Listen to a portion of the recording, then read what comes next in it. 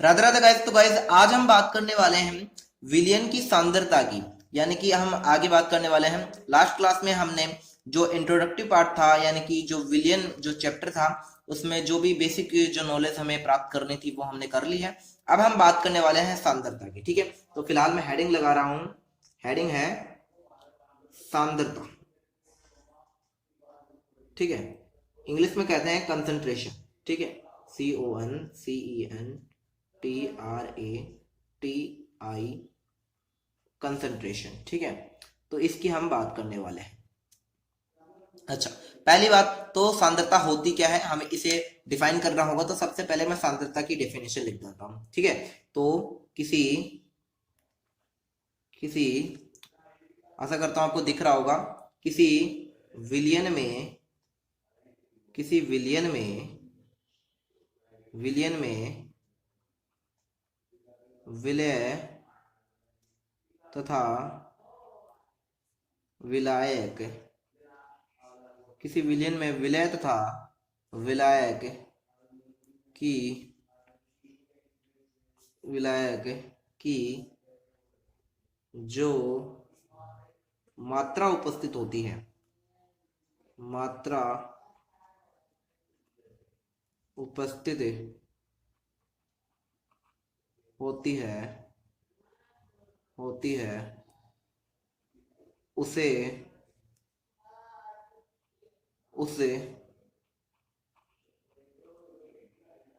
विलयन की सांद्रता कहते हैं। सांद्रता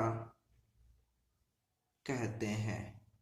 ठीक है, तो ये है सांद्रता की डेफिनेशन। ठीक है, इसे मैं आपको एक एग्जांपल से समझाता हूँ। देखिए, एक होता है पानी। क्या होता है? पानी। तो अगर इस टाइम पर इसकी सांद्रता देखेंगे तो सांद्रता कम होगी, लेकिन जैसे ही हम इसमें चीनी ऐड कर देंगे, क्या ऐड कर देंगे? चीनी। तो उसके बाद में जो हमारा नींबू पानी बनेगा, यानी कि जो शरबत बनेगा, उसकी सांद्रता ज्यादा होगी। ठीक है, यानी कि अगर किसी भी चीज में जो सांद्रता है वो डिपेंड करती है विलय और विलायक पर। ठीक है, अगर किसी में विलायक की मात्रा ज्यादा होगी तब भी सांद्रता थोड़ा आगे पीछे हो सकती है। तो बस ये याद रखना, आप ये जरूर याद रखना कि अगर हम विलय को मिला देंगे, ठीक है, अगर कोई विलायक और विलायक में अगर विलय मिला हुआ है तो उस टाइम पर उसकी सांद्रता बढ़ जाएगी। ठीक है, आपको ये याद रखना। ओके, अब हम आगे बात करने वाले हैं सांद्रता निर्धारक पद की।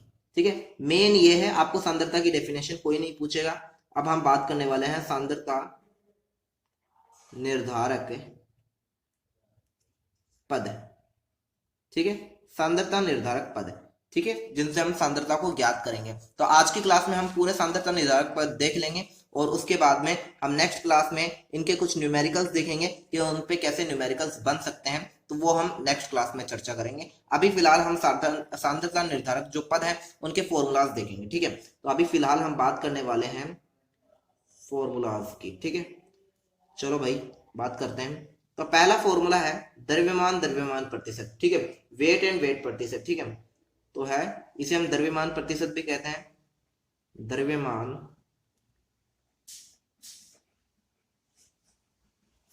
प्रतिशत। ठीक है, द्रव्यमान प्रतिशत, इसे W/W। ठीक है, कि W का मतलब होगा वेट। ठीक है, W/W प्रतिशत भी कहते हैं। ठीक है, अब इसका फॉर्मूला क्या होता है? ऊपर लिखेंगे विलय। ठीक है, तो हम लिखेंगे विलय का द्रव्यमान।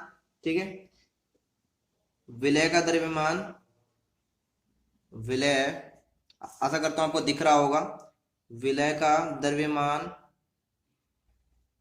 द्रव्यमान डिवाइड में हम करेंगे, यानी कि जो बट्टे में करेंगे हम विलयन का द्रव्यमान। ठीक है, किसका द्रव्यमान? विलयन का द्रव्यमान। सिंपल है गाइस, कोई ज्यादा माथा पच्ची नहीं है इसमें।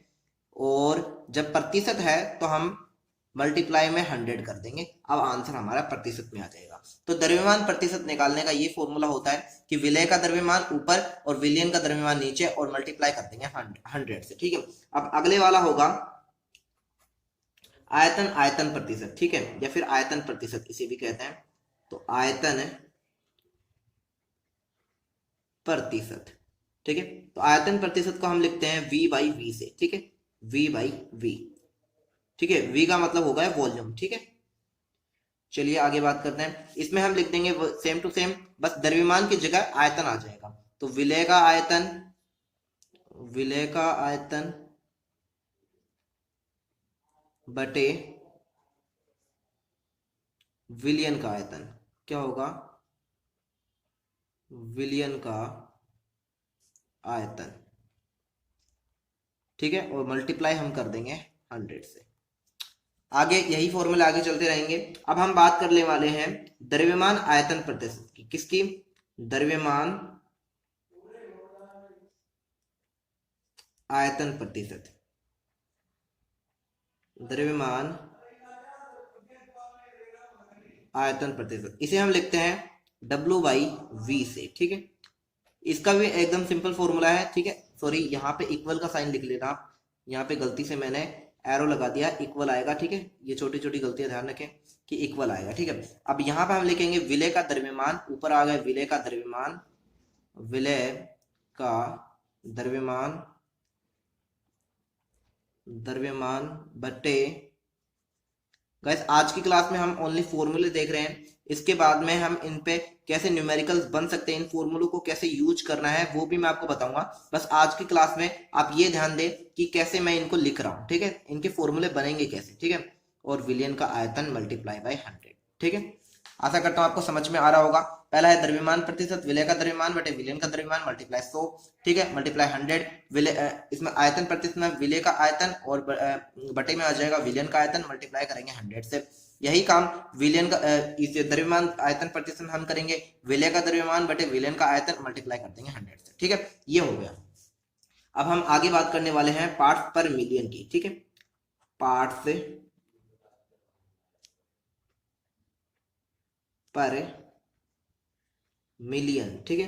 एक और होता है पार्ट्स पर बिलियन, लेकिन हमें उसे नहीं पढ़ना है कि वो नहीं आएगा। पार्ट्स पर पीपीएम, ठीक है, इसे पीपीएम से लिखते हैं। देखो इसका काम होता है, सॉरी एरो लगाना है, इक्वल का साइन लगाना है।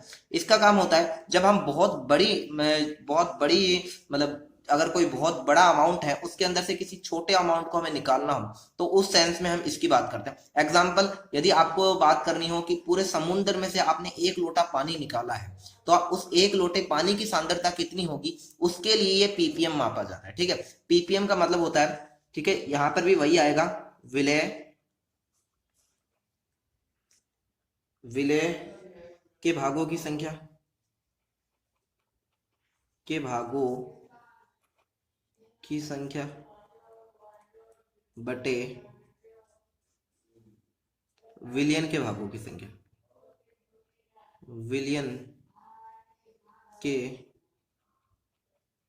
भागों की संख्या। और आपको पता है कि जब मिलियन आएगा तो मिलियन के टाइम पे आपको 10⁶ से मल्टीप्लाई करना, और अगर पीपीबी हो जाता, ठीक है।